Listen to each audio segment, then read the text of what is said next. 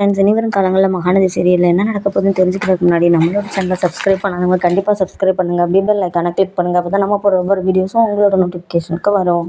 எங்கள் விஜயை போட்டு சாரதா அந்த கிளி கிழிக்கிறாங்க. இதை பார்த்துக்கிட்டு நம்ம காவேரியும் பேசாமல் நின்றுட்டு இருக்கா. இது சுத்தமாக நம்ம குமரனோட அம்மாவுக்கு ரொம்பவே பிடிக்கவே இல்லை. ஏன்டி வீட்டுக்கு வந்த மருமகனா இப்படி தான் கிளிப்பியா நீ அப்படின்னு சொல்லிட்டு நல்லாவே திட்டுறாங்க. எல்லாரும் ஃபங்க்ஷன் விட்டு காலி ஆனதுக்கப்புறம் இங்கே தாத்தாவும் பாட்டியும் சொல்லிட்டு வீட்டுக்கு கிளம்புறாங்க. தாத்தா பாட்டியான விஜயை விட்டுட்டு போக பிடிக்கவே இல்லை. ஏன்னா இப்படி சாரதா திட்டுனதுனால நீ வாடா வீட்டுக்குன்னு சொல்லிட்டு கூப்பிட்றாங்க.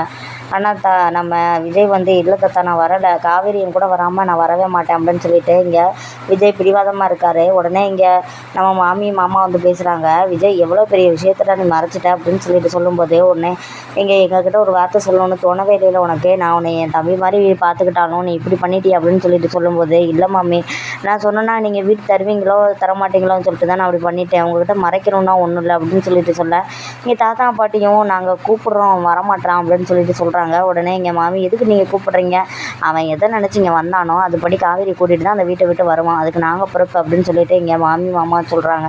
உடனே எங்கள் தாத்தாவுக்கு ரொம்பவே சந்தோஷமாக இருக்குது.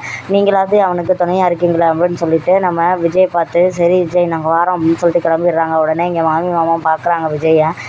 தேங்க்ஸ் மாமி அப்படின்னு சொல்லும்போது, முதல்ல கையிடுறா என்கிட்ட எல்லாத்தையும் மறைச்சிட்டு இவ தேங்க்ஸ் மாமியா போடுற அப்படின்னு சொல்லிட்டு எங்கள் மாமி சொல்கிறாங்க.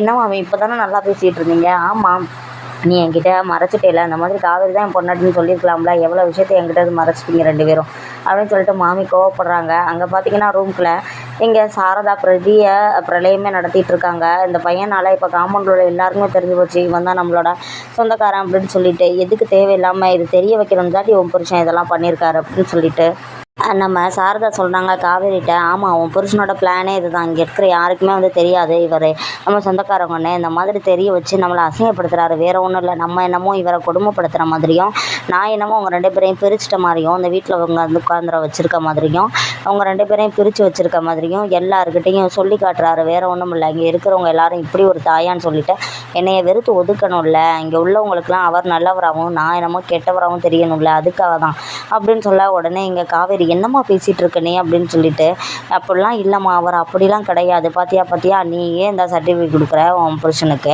அப்படின்னு சொல்ல உடனே இங்கே குமரனோட அம்மா சாந்தி சொல்கிறாங்க. என்னடி நீ ரொம்ப பேசிகிட்டு இருக்க, ஊரில் இருக்கும்போதெல்லாம் உனக்கு இவ்வளோ வாய் கிடையாது, இப்போ ரொம்ப வாய் நீளுது, என்னென்னமோ நீயா யூகிச்சு பேசிக்கிட்டு இருக்க, அந்த சபையில் வச்சு உன்னை திட்டக்கூடாதுன்னு பார்த்தேன், ஒரு வீட்டுக்கு வந்த ஒரு மருமையை இவ்வளவு அசிங்கப்படுத்தி பேசிகிட்டு இருக்கா, இப்படி தான் ஏன் பிள்ளையும் நீ கேவலப்படுத்திக்கிட்டு இருப்பியா, விஜய்க்கே இந்த நிலைமைனா அவ்வளோ காசு பணத்தோடு இருக்கிறவனுக்கே அப்போ உன்னையெல்லாம் கண்டிப்பாக உன்னை எந்த இடத்துல அவன் மாமியா வச்சுருப்பாங்க அப்படின்னு குமரனை பார்த்து கேட்க உடனே இங்கே அம்மா சும்மா இருமா அப்படின்னு சொல்லிட்டு குமரன் சொல்கிறாங்க. ஆகுன்னா இந்த வீட்டுக்கு சப்போர்ட் பண்ணுறதுல இருக்காதடா, நான் தான் பார்த்தனே விஜய் எப்படி நடத்துகிறாங்கன்னு, அந்த மாதிரி தானே உன்னையும் நடத்துவாங்க, அத்தை நீங்கள் தேவையெல்லாம் பேசிகிட்டு இருக்கீங்க, இங்கே நடக்கிற பிரச்சனையவே நீங்கள் பெருசாக்கிட்டு இருக்கீங்க, வாடி அம்மா வா, இவ்வளோ நேரம் உங்கள் அம்மா அந்த மாதிரி விஜயை போட்டு அந்த கிளி கழிச்சாங்க, அப்போ எல்லாம் வாயை திறக்கலை, இப்போ மட்டும் வந்துட்டு அவங்க அம்மா 2 வார்த்தை சொன்ன உடனே அப்படின்னு சொல்லிட்டு கேட்க, சாந்தி நீ என்னடி இப்படி பேசிகிட்டு இருக்க, நீ பிரச்சனையை ஊதி பெருசாக்குற மாதிரி எனக்கு தெரியுது அப்படின்னு சொல்லிட்டு பாட்டி சொல்ல, என்னை பற்ற தாயே இப்போ தான் நீ வாயவே திறக்கிற, இவ்வளோ நேரம் ஏதாவது சொன்னியா, இந்த மாதிரி அந்த பையனை போட்டு இந்த கஷ்டப்படுத்துகிறாங்க, இப்படி எல்லோரும் வாயை மூடிட்டு இருந்துட்டு இப்போ இவளுக்காக எல்லோரும் பேச வர்றீங்க, உனக்கு இங்கே என்ன நடந்துச்சுன்னு ஃபஸ்ட்டு தெரியுமா, அதை தான் யாரும் சொல்ல மாட்டேறீங்களே, தெரிஞ்சால் தானே நான் என்ன செய்ய முடியும்னு சொல்லலாம், இந்த மாதிரி ஏதோ சின்னஞ்சிறுசுக தப்பே பண்ணிருச்சுங்கன்னு வையே, இவ்வளோ தூரம் அந்த பையன் அவங்க வீட்டையெல்லாம் விட்டுட்டு இங்கே உங்களை மாதிரி இந்த ஓட்டை வீட்டில் அதான் அந்த வாடகை வீட்டில் இப்படி தங்கி கிடந்து இவ்வளோ கஷ்டப்படுறானே, அதை நினச்சி பார்க்கக்கூடாதா, இந்த மாதிரி காவேரி மேலே பிரியம் இல்லாமையா இவ்வளவு நாள் இங்கே கிடப்பான், இந்த குட்டச்சிக்கு இவ்வளவு ஒரு இது பண்ணி தியாகம் பண்ணி அவன் கிடக்கிறதே பெரிய விஷயம், இவளே ஒரு வாயாடி, இவளுக்காக இவ்வளவு செலவு பண்ணி இங்கே அவன் வாழ்ந்துட்டு கிடக்கிறான், அவனை போட்டு உங்கள் அம்மா திட்டிக்கிட்டு கிடக்கு, அந்த நேரமும் இவள் வாயவே திறக்காமல் அப்படியே பார்த்துட்டு நின்றுட்டுருக்கா, ஏண்டி எல்லாருக்கிட்டையும் எக்கறிக்கிட்டு வருவியே, உன் புருஷன் தானே அவன், உன் புருஷனை உங்கள் அம்மா எப்படி வாங்குவாங்கன்னு வாங்குறா, நீ வாட்டுக்கு பேசாமல் இருக்கிற, என்ன தாண்டி நினச்சிக்கிட்டு இருக்க அப்படின்னு சொல்லிட்டு காவேரிக்கு 4 கிளி கிழிக்கிறாங்க. இல்லைக்கா அது அப்படின்னு சொல்லிட்டு, என்னடி போயின்னு என்னமோ சொல்லிகிட்ருக்க, அங்கே ஊரில் ஆம்பளைகள்கிட்டையெல்லாம் சரிக்கு சமமாக சண்டைக்கு போவேன், இங்கே என்னடி ஆச்சு, அப்போ உன் புருஷனுக்கு இவ்வளோதான் நீ மரியாதை கொடுத்துருக்கியா, அடச்சு உன்னைய இது பண்ணி தான் இவன் இங்கே கஷ்டப்பட்டுட்டு கிடக்குறானா, நீ அந்தளவுக்கு இதானவெல்லாம் கிடையாது, இந்த அளவுக்கு உன் புருஷனை பேச விட்டு வேடிக்கை பார்த்துட்ருக்க, இந்நேரம் உன் மாமனையெல்லாம் யாராவது இப்படி திட்டியிருந்தாங்கன்னு வைவேன், ஏன் இந்த உட்காந்துருக்காள் எங்கள் ஆத்தாக்காரி, இவளே கிழிச்சிருந்தா கூட நான் என்னென்ன திட்டியிருப்பேன் தெரியுமா, அவங்க மாமா உயிரோட இருந்து என் புருஷனை யாராவது ஒரு வார்த்தை சொன்னால் அவ்வளோதான். அந்த அளவுக்கு அவர் மேலே நான் பாசமாக இருந்தேன். அவரும் என் மேலே அவ்வளோ பாசமாக இருப்பார். இந்த சாந்தியை ஊருக்கு தான் பிடிக்காது, ஆனால் என் புருஷனுக்கு ரொம்ப பிடிக்கும். ஆனால் என் புருஷன் உங்கள் மாமா இருக்காரு, ஒன்று கூட எனக்கு பண்ணதே இல்லை. ஆனால் அந்த விஜய் பையன் உனக்காக குடும்பம், அந்த வீடு வாசல் இதெல்லாம் விட்டுட்டு இங்கே வந்து இத்தனை மாசமாக கடந்துட்டுருக்கான். அவனை இப்படி பேச விட்டு வேடிக்கை பார்த்துட்டு இருக்க நீ நீ இப்போ என்ன தான் பொம்பளைன்னு எனக்கு தெரியலை அப்படின்னு சொல்லிட்டு திட்டுறாங்க. இங்கே காவேரி அழுகிற மாதிரி அப்படியே நின்றுட்டே இருக்கா. உடனே இங்கே சாரதா, அவள் எப்படி திட்டுவா? அவள் தான் வந்து அந்த பையனால் அவ்வளோ அனுபவிச்சு வந்திருக்காளே, அவள் எப்படி திட்டுவா? நான் பேசினா வேடிக்கை பார்த்துட்டு தான் இருப்பான். அந்த அளவுக்கு உங்கள் புருஷ மாதிரிலாம் ஒருத்து கிடையாது அவன் அத்தாச்சி அப்படின்னு சொல்லிட்டு சொல்ல, என் முதல்ல இப்படி பேசுகிறத விடு. உனக்கு தெரியுமா உன்கிட்ட இவ சொன்னாளா? இவ வந்து அவன் மேலே பாசமாக தான் இருக்கா. இவ இப்படி கம்முன்னு அழுதுகிட்டு நிற்கும் போதே தெரியலை புருஷன் மேலே எவ்வளோ பாசமாக இருக்கிறா அப்படின்னு. அம்மாவையும் ஒன்றும் திட்டக்கூடாது அப்படின்னு சொல்லிட்டு தான் அவள் வந்து இப்படி அப்படியே கல் மாதிரி நின்றுட்டு இருக்கா. பிள்ளையோட மனசை புரிஞ்சு உன் மருமையனோட இந்த பிள்ளைய சேர்த்து வைக்கிறது தாண்டி கரெக்டு. நீ என்னத்தை தான் பிள்ளைய வளர்த்தியோ கொண்டையோ எனக்கு தெரியலை. அவள் இப்படி கிறுக்குத்தனமாக ஏதோ பண்ணி ஏதோ கான்ட்ராக்டாக என்னடா குமரா எதையோ பண்ணிவிட்டு இவள் வந்து தொலைஞ்சிட்டா. சரி அதுக்காக இவளை கூட்டிகிட்டு வந்து உன் மடியில் போட்டு ராராட்டிக்கிட்டு இருப்பியா? அப்படி இருந்தால் போதுமாடி அப்படின்னு சொல்லிட்டு கேட்க, இங்கே பாருங்க அத்தாச்சி, உங்களுக்கு வேறு வேறு விஷயம்லாம் தெரியாது. எதுவும் தெரிஞ்சால் நீங்கள் அப்படி பேசவே மாட்டீங்க. என்ன தாண்டி வேறு விஷயம்? என்ன தாண்டி எல்லோரும் கதையாக விடுறீங்க? என்ன விஷயம் சொல்லு ஃபஸ்ட்டு அப்படின்னு சொல்லிட்டு இங்கே சாந்தி கேட்குறாங்க. இல்லை தாச்சி, அதையும் அதை பற்றி பேசிக்கிட்டு விடுங்க நீங்கள். ஆனால் நான் கண்டிப்பாக நான் வந்து விஜய் கூட விடுறாப்புல அப்படின்னு இங்கே சாரதா சொல்ல, உடனே இங்கே சாந்தி சொல்கிறாங்க, சரிடி அம்மா, நீ வந்து உன் மகளை பக்கத்துலேயே வச்சுக்க.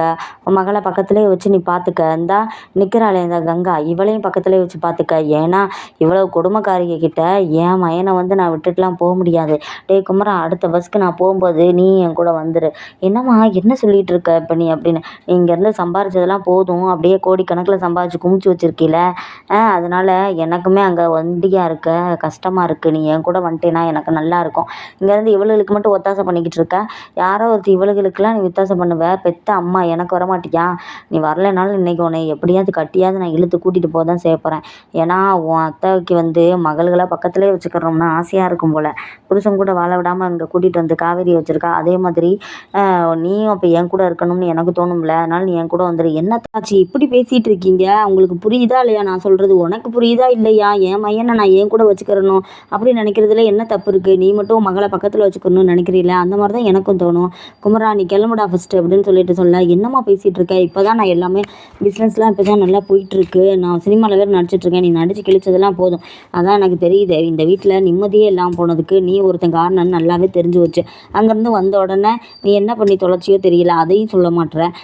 நீ பண்ண இதில் இப்படி காவேரியோட வாழ்க்கை இப்படி வந்து நிற்கிது. அடுத்து வேறு ஏதாவது பண்ணி வச்சு வேறு ஏதாவது ஆயிடுச்சுன்னா இந்த குற்ற உணர்ச்சியில் நம்ம வாழ முடியுமா சொல்லு? இப்போ பாரு, அந்த பையன் வந்து அந்த பையனும் காவேரியும் பிரிஞ்சிருக்கிறதுக்கு நீ தான் காரணம் சொல்கிற. அந்த காரணத்தை கூட நீ சொல்ல மாட்டேற.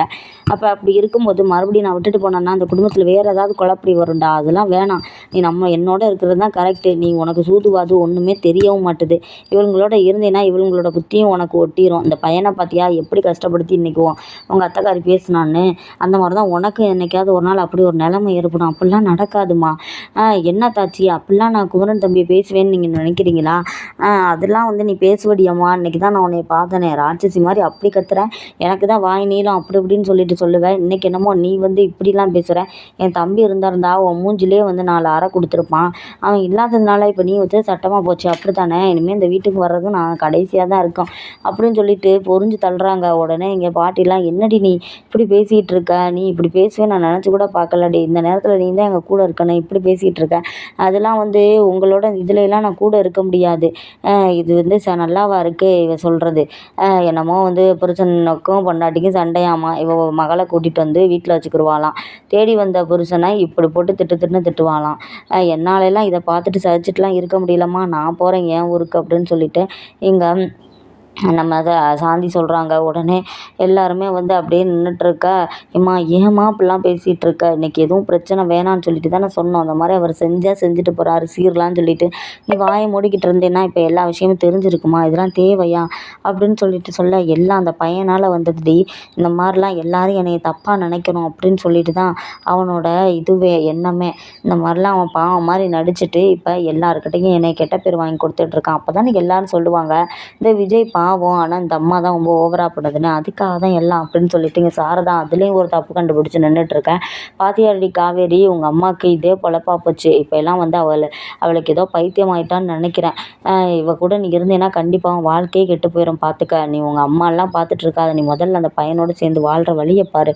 அத்தை நீ வேற பேசாமல் இருத்த, என்ன பேசாமல் இருன்னு சொல்லிட்டு இருக்க. நான் சொல்கிறத கேட்டினா உன் வாழ்க்கை நல்லா இருக்கும். அந்த பையன் தங்கமான பையன், எனக்கு நல்லாவே தெரியும். நீ இவ பேச்சை கேட்டுட்டு இவளோட உட்காந்துட்டு இருக்க. என்னமோ பண்ணி தொல்லடி. ஏய் குமரன், முதல்ல நீ கிளம்புடா அப்படின்னு சொல்லிட்டு இருக்க. இங்கே எல்லாருக்குமே கதிகலங்குது. குமரனை கூட்டிகிட்டு போகிறாங்களா என்னன்னு தெரியல. அடுத்த எபிசோட் பார்க்குறதுக்கு நம்மளோட சேனலை சப்ஸ்கிரைப் பண்ணாதவங்க கண்டிப்பாக சப்ஸ்கிரைப் பண்ணுங்கள். அப்படியே பெல் ஐக்கானை கிளிக் பண்ணுங்கள். அப்போ தான் நம்ம போடுற ஒவ்வொரு வீடியோஸும் உங்களோட நோட்டிஃபிகேஷனுக்கு வரும். இந்த வீடியோ உங்களுக்கு பிடிச்சிருந்துச்சுன்னா லைக் பட்டனை தட்டி விடுங்க ஃப்ரெண்ட்ஸ்.